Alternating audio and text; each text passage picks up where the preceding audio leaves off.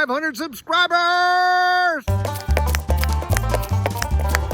Good morning, flip-flop farmers. It's a beautiful day in Florida. Spring has sprung and we're ready to build a raised bed garden. Check this out. That is one big pile of crap. I called my local garden center and they had a yard of mushroom compost for 75 bucks and a yard of topsoil for 35. So I took my Toyota Tacoma over and picked up a half a yard of each.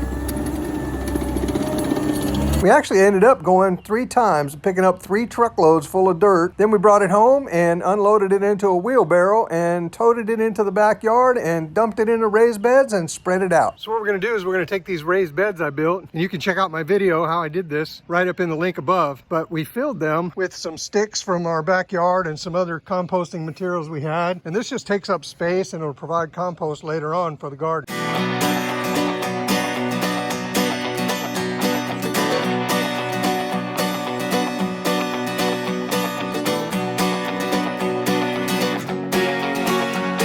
One of the things I'm doing to help the garden, at least I think it's going to help, is adding some peat moss.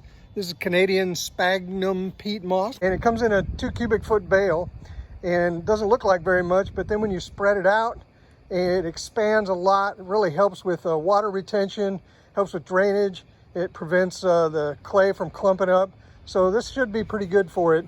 At least I hope. So the beds are filled. They are 4 foot by 8 foot, 15 inches tall roughly. That's about 40 square foot. It's about 1.5 yards of dirt, I guess.